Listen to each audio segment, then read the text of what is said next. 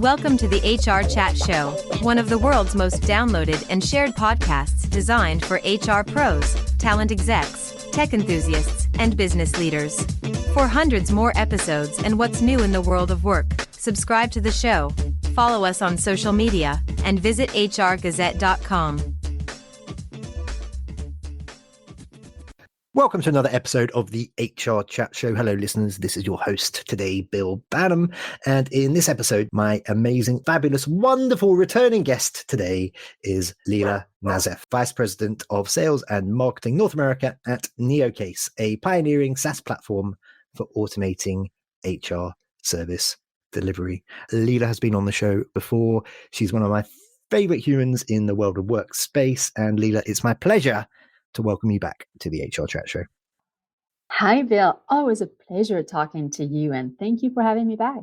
Beyond my reintroduction just a moment ago, why don't you start by taking a couple of minutes and telling our listeners all about yourself and what you get up to over at Neocase? Amazing. Maybe not all about myself, but at least at Neocase. So I've been working in the HR space for the last almost 20 years. From HR transformation and lately sales. Anything and everything around the employee experience, employee centrics, and the software. Thanks for listening to this episode of the HR Chat Podcast. If you enjoy the audio content we produce, you'll love our articles on the HR Gazette. Learn more at hrgazette.com. And now, back to the show. So the focus of today's conversation is AI and HR, because it's a conversation that's on everybody's lips at the moment. I am currently myself trying to learn a whole bunch of new GPTs to remain relevant. What are you hearing? You have lots of conversations with lots of people. What are you hearing top concerns when it comes to AI and HR? I talk to my clients all the time and partners. And it is always the same thing. Everyone has an AI strategy. And then when you ask them, they say, well, we have some concerns. The first one will be, well, is AI really biased and fair in making decisions? So without that human touch, people are worried. How are we going to communicate with our employees that we're going to use AI? They think that robots are everywhere, they're taking their jobs. And data privacy, a robot, my data are going to be accessible anywhere, everywhere. So with all the hypes that we heard about the AI, and how is going to be my experience? I used to go and talk with Jennifer or with Daphne, and then she solved my HR problems. And now am I going to talk to a bot? And is it really compliant? It's mainly that. A lot of concerns. They have a roadmap, but really it's just a AI roadmap without anything coming after that before solving all these concerns. Okay, so you mentioned just a moment ago, the concern about will I still be able to go and see Jenny to have a real human conversation? How important is it to have real people that you can have conversations with, or actually is AI better because it's more objective? Good point. Well, I think it depends on whom you're asking the question to. If you're asking the question to the people who've been working in the workforce for the last 20, 30 years, they're more resistant to change, and they appreciate going to Jenny, have a coffee, have a chat about the kids, and get their HR question answered. But if you're talking to the new generation, the millennials, the Gen Z, or the Gen X is even worse, they want everything available to them on their phone without having to talk to Jenny, without even needing to know that there is a Jenny that they need to talk to. The truth is, within corporates, you have a mix of all of these people. So how do you define or find something that is a good middle ground for all of them, making the tech-savvy people happy, but also the people who like human touch also happy, and keeping them engaged because they are also part of the workforce and they have their value add. Well, I like that. Thank you very much. So in your previous answer, you mentioned some of those challenges that we are facing at the moment. So you mentioned job displacement. You mentioned lack of human touch, compliance, employment laws and regulations are important too. How does Neocase address some of these challenges? Let's start with the most critical one, based on the conversation with customers, which is the data. Can anyone and everyone access my data? Well, at Neocase, we use OpenAI, we use AI, but we keep it in a closed circle. So your data are always within your company, and with or without AI, it's still the same people accessing your data. Nothing changes. Your data are never exposed outside of what they were before. So we have to reassure when it comes to that. And the second, the human touch. Well, I'm having an issue with my payslip. I'm missing 3 hours because I didn't clock my time. Do I really need a human touch there? No, it's really black and white. I'm missing the 3 hours. My manager approves it and says, yeah, she was there. Just goes to payroll. But if I'm having more employee relation concerns, or I'm having harassment issues, I'm having difficulties, this is where I need to talk to someone. This is where I need the human touch. So I think a smart system to be able to recognize and to appreciate the sentiment, where the employee is, and if we detect the sentiment that there is distress, there is employee relation concerns, or there is this type of things, we should switch to a human. So AI should not replace the human, but it should replace the task with no added value where a human touch is not needed, and then be smart enough to push it back to a human when we need to have these human conversations. Okay, so since the last time that you and I spoke on the HR Chat pod around AI, have you heard of any changes or advancements, or got any other feedback from the market? The market is still going to the same direction, but the things are getting more clear. They're getting more used to what AI can do, what AI should do. I was reading that report from the Josh Person company, and talking about the super workers. We're not replacing the workers, we're making them super workers. And the different stages of adoptions of AI. So maybe instead of saying AI is going to come and take my job, well, how can AI help me? Well, the first use of AI, like first steps, we have to crawl before we run. AI assistant. I use AI assistant, someone who types and takes the notes and does a summary for you while you're talking, while you're in a meeting. That is known to help between 15 to 30% improvement or time gain for the employees.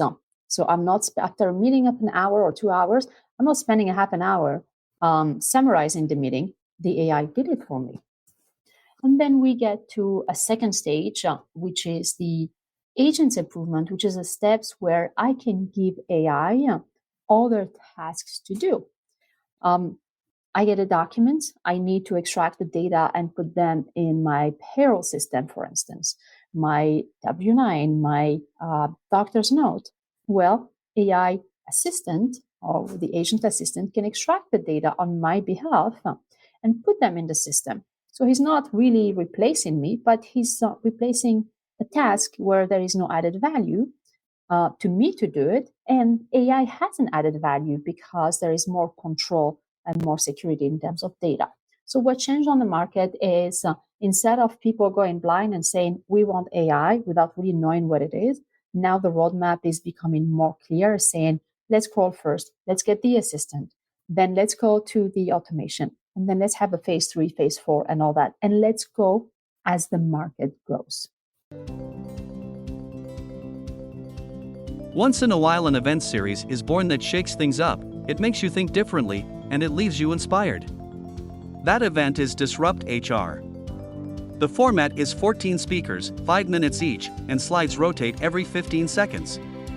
If you're an HR professional, a CEO, a technologist, or a community leader and you've got something to say about talent, culture, or technology, Disrupt is the place. It's coming soon to a city near you. Learn more at disrupthr.co. This idea of a super worker sounds great. You know, we often talk on this show about augmenting your workers. The role of AI is to help folks and to enhance what they're already able to do. My concern is for the more junior knowledge workers, the ones who are coming into a particular job. They don't really know particularly what they're doing yet. They don't have that knowledge. They don't have that expertise, that experience in place. Where do they fit? What are the hopes for them? I get the more experienced, more senior folks. You know, you can augment their work. You can help their work. They can become those super workers. But what about the more junior people, Lila? How do they fit into a system where AI is augmenting a lot of the basic work anyway, a lot of the work that maybe they would have been doing at a more junior level? And certainly how do they get to rise up to being that experienced person that is being augmented, that is being a super worker? That is a great question. When we think about these more junior people, we usually think about the Gen Z. Well, these people are already super workers, are born super workers, because they use AI in their day-to-day activities and life for anything and everything. So for them, it is expected to find or to use AI when they start working. So if you compare the more experienced people, you have to train them to use AI to be super workers. But the new ones, they're almost born with it. They're born with a cell phone. Therefore, they're born with the technology and they're this technology savvy. They're expecting that. So I think these people will learn the job faster, and you don't have to do the change management for them to learn AI or to learn AI because they come with it. Does that make sense? Yes, it does. I've got my old man perspective on this, haven't I? I think that's the problem. There's me coming at it as a guy in his 40s, but actually these youngins today, they already get it, so it's probably not going to be an issue for them. Okay, thank you. That helps. What metrics or KPIs should HR leaders track to measure the real impact of AI tools on employee experience, which is something you and I have spoken about quite a lot before, and productivity? The metric should be based on where you apply AI, because AI is not blind and you apply it anywhere.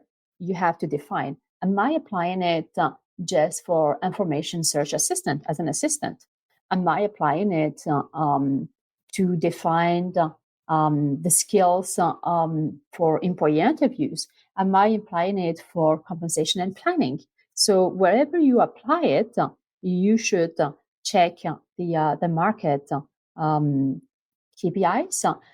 For instance, the one that I'm very familiar with, if you apply just as phase one as an assistant, the studies showed 95 up to 95% time reduction for employees for information search, up to 81% time reductions for HR operations with HR help tickets. This is what is commonly called the tier 0. So where the employees self-serve themselves if they go directly using like a self-service of some sort, and the 81% going to the HR reduction or the HR help ticket reduction is less tickets getting to these people. But even the HR agents, they can use AI to be more efficient in the ticket that they're receiving. So all of that equals cost reduction. Next one, the transactions. We're getting to the stage 2, which is the AI agent. For that one, the report shows 90% time reductions for employee transactions.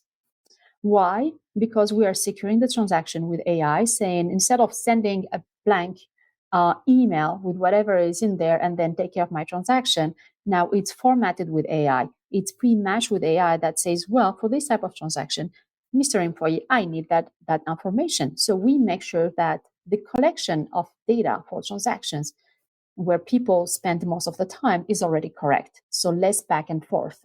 And then we have automate these transactions. So up to 90% time reduction for employee transactions, up to 81% time reductions for HR operations in their help desk tickets.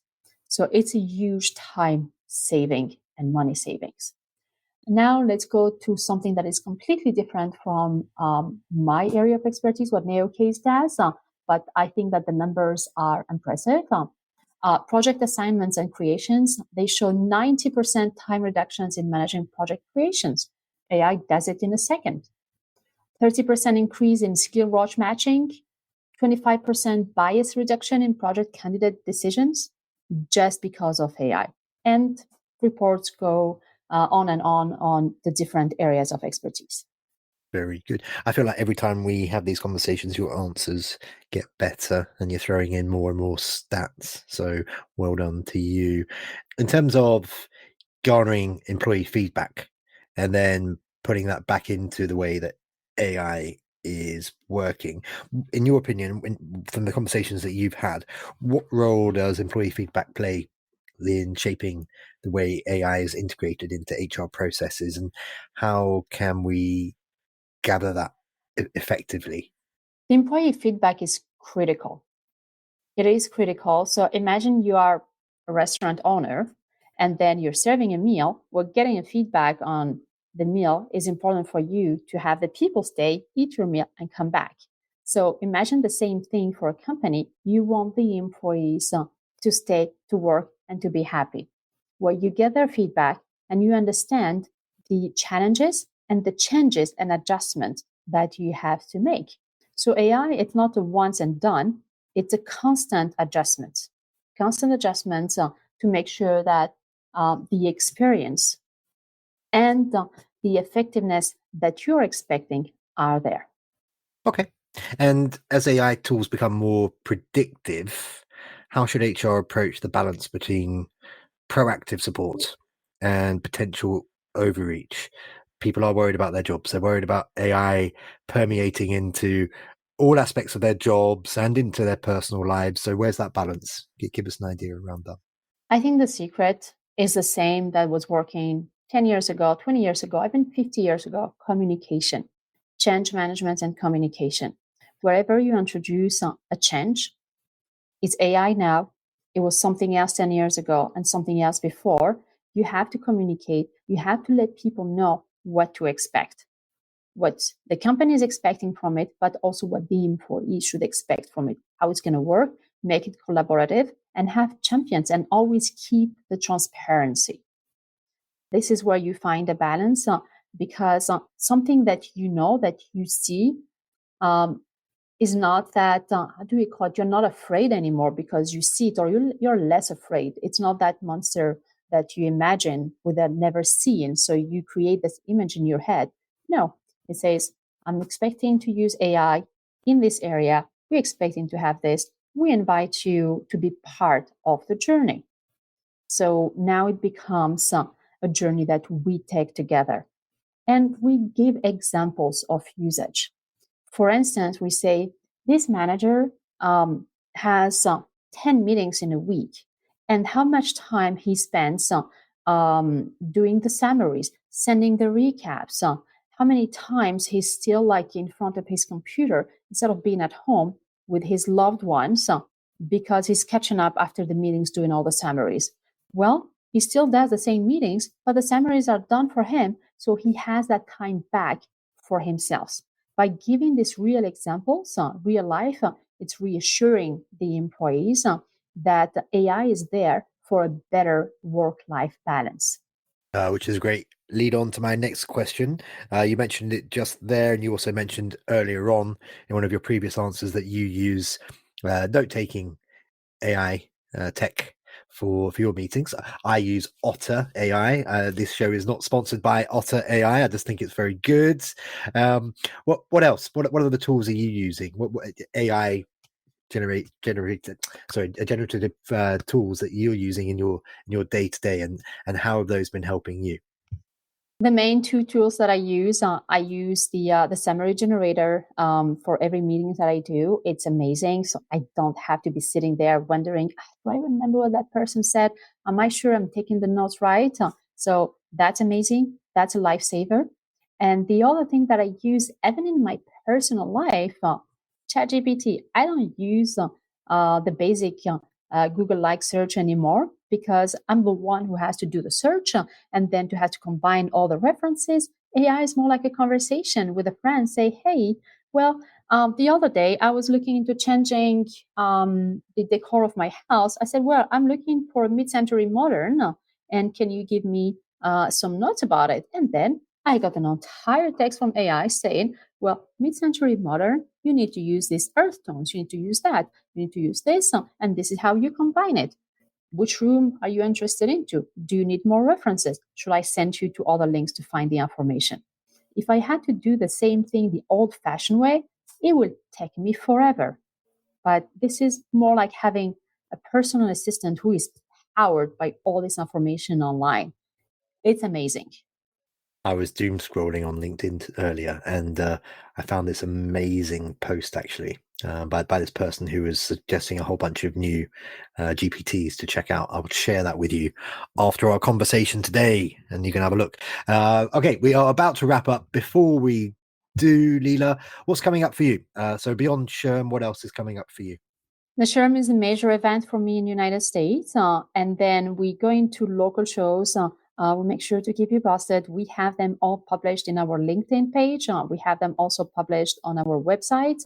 Recently, we were in HR Take in Canada. It was snowing. We had an amazing time. It was beautiful. Now looking forward to the next one in San Diego.